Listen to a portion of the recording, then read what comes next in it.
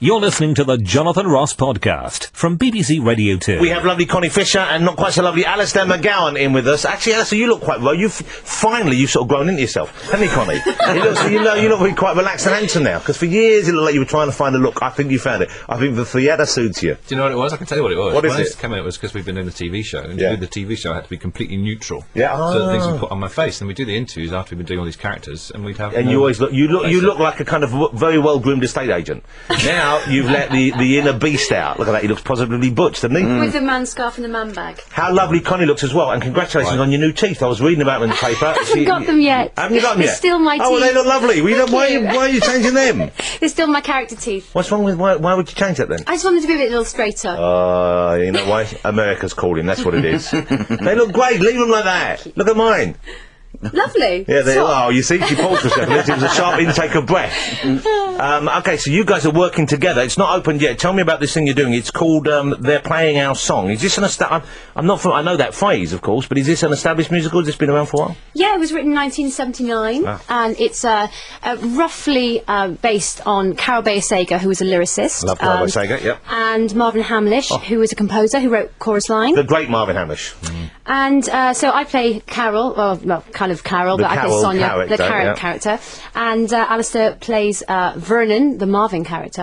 And it's a rom-com, really. And there was a film called Music and Lyrics, which was really based on this musical. Not a terribly good film, though. No, I mean, but it this wasn't has got bad, songs as well. It was a bit silly. And the songs in this, are they Hamlish and Bayer-Sager songs in this? Yes. So which ones do we have? Which are the classics or otherwise do we hear in this musical? I don't know if you'd know. There's no real songs that you recognise. But there's some you really will fabulous when you've seen ballads. Okay, You'll come out humming a fabulous tune. Well, let's us be the judge of that. Working It Out is one. If he really knew me, just for tonight, I Still Believe in Love. I Still Believe in Love If is you could hum fantastic. a little bit one now first that you think, well, like, which one would you hum first now? I wouldn't hum any of this. I'd say, Connie, you hum them. Because Connie's a professional singer. Yes. Can you carry a tune though, Alistair? You must be able to carry a tune Don't you reasonably remember well. our ethereal version of the Mikado when we came? You know what? I deliberately have blocked it from my memory, but now you've brought it back in. Of course, Surely that's on an iPlayer. I'm slightly embarrassed now. And so, what's the? Presumably, it's a happy thing. Is it like they come It together is. and what's the storyline? It's a really good feel-good show, actually, isn't it? Yeah, it's there's a lot of romantic laughs in it. comedy, and it's a two-hander, really, so we have to play off each other.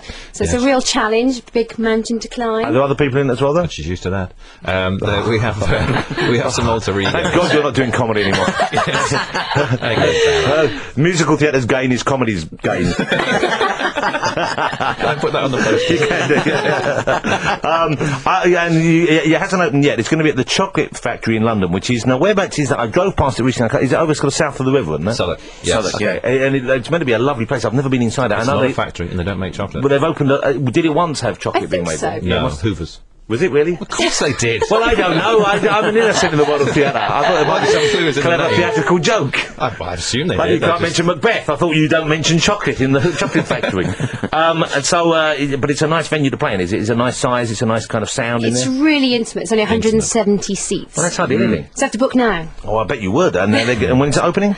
It's opening, we preview 24th of July. 25th, isn't it? Previous 25th of July. it says, 25th of July. Well, there's one early one where they're working trying out another bloke just in case you're not any good. Is that what it is? Yeah, so there's a week of previews with different men. they know Connie's Don't good. start that again. What night am I previewing? Is it the 30th? Yeah, I'm on the 30th. Okay, come and see And me. your do wife's it. coming to do it on Hey, no, they very much loved seeing you in Cabaret. But they all said fabulous performance from you. So congratulations. Oh, thank you. I love doing that. And the bit where you interact with the audience was very, very funny. Is that always been in the structure of the way they perform here in London? Or was there something No, it else? was a strange process, that, because when I rehearsed Cabaret, I had 5.5 days to get it together. And I'd seen the show, I loved the show, and I was so delighted to go into it. But the director was away doing something in New York. So I couldn't work with him, I worked with the assistant, and the director came after 4 weeks of me doing it and said, if you want to do an extra bit of stand-up, especially in that moment, it's there if you want to do it. So I just did this huge stick with the audience. Yeah, yeah. It was really the last half of my Jane said she 2 month loved night. it, said it was fabulous, really good fun. Yeah, when I Really saw enjoyed- Jane there, and I thought, I've got to pick Yeah, her. I said I bet he saw the hair. It's a bit of a giveaway. 'Cause Yes. when we're out and about, obviously people normally know. Well, they often mistake me for Clooney or Harrison Ford, but often they'll see Jane's hair and then it'll fall into place. So know who it is. But they really enjoyed the show as well. And do you miss doing that? Because that must have been quite grueling. So I know emotionally that's quite a drain training plays. Wasn't Yeah, it was very tiring, but I haven't had a chance to miss it because the next day practically I started with Connie and they're playing our song. So, but it was a tremendous show to be part of. I like Alistair's look right now. It's sort of stepdad and son look. You see what I'm saying there, Connie? It's kind of like it's like an elegant rag and bone man. Is that you trying to get me to do an impression? Is that the Yeah, way? that's it. That's it. I haven't done anyone until now, and then you said that. Everyone joining at home. It's a stepdad and son fest. Okay, so you're in they're playing our song, which has been on in the West End before. I recognise the title. Do you know who was on it last time? Any idea? Who Yes, sadly I was old enough to see it as a 14-year-old boy with Tom Conti and Gemma Craven. Wow! Oh, wow! That's a much better lineup, isn't it? Good night. Gemma Craven. I was -3 years old. Oh, yeah. I must have been about 2 or 3 then as well. So it's so you were your family were interested in theatre, or you just went for a kind of family outing there? Massively interested, and we used to go and see all these shows. And is your mum still with us? She's yeah. So she must be excited that you finally come good. Legitimate. All those years of pretending to be, David Beckham, and now you've actually got a career. Now I've made it. Yeah. Do you miss doing anything like that at all? I know it was hard work, it was quite labour intensive, but it must have been fun.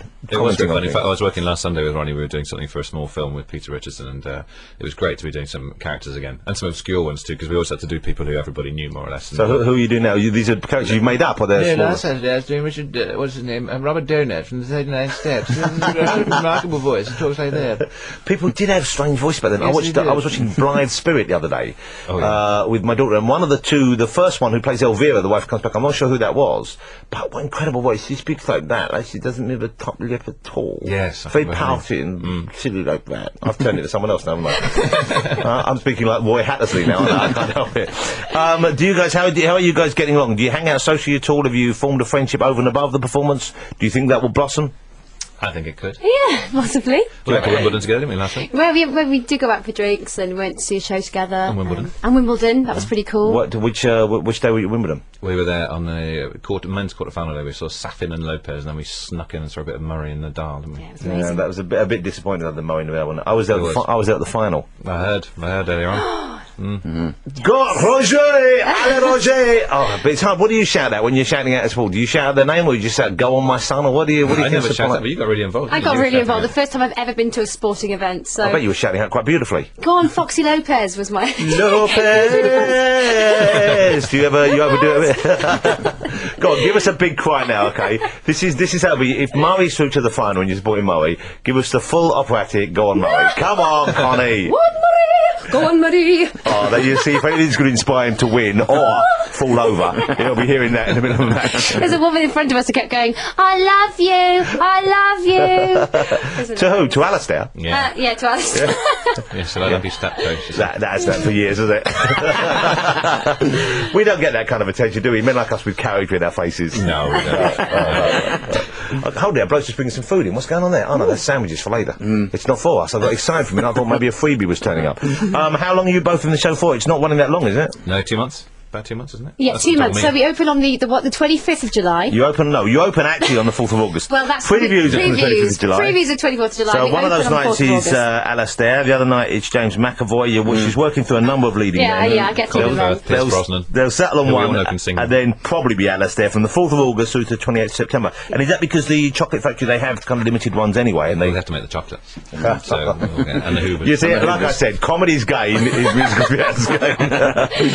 I'm sure it'll be a great success. I'm going to try and come see one of the previews before I go away for the summer. And what are you doing afterwards, Alistair? Do you know what you lined up afterwards? You're No possibly idea. a Shakespeare. And Connie, you're booked in for the dentist, I guess, are you? When are you doing these teeth then? How come the teeth became a story? That were The teeth I want to brace rather than just kind of glossing them over, so I'm going to go through the whole rigmarole of that. But it's cool, it's good, it's going to be really good in the end. But why don't you change your voice? Well, that's the thing, you don't want to change the acoustic too You don't much. want to change the acoustics. But, The mouth is like a small theatre. I'm rating my album after this, so Well, we hopefully do. I'll have good teeth for Come that. back on with your new Nashers and we'll talk about the album. Thank you. We'll do a duet. Hey, but in the meantime, come see the show. I will do. Okay, ladies and gentlemen, we've got to go now. Thank you for joining us. This is a free podcast from the BBC. For more information, you can go to our website, bbc.co.uk/radio2.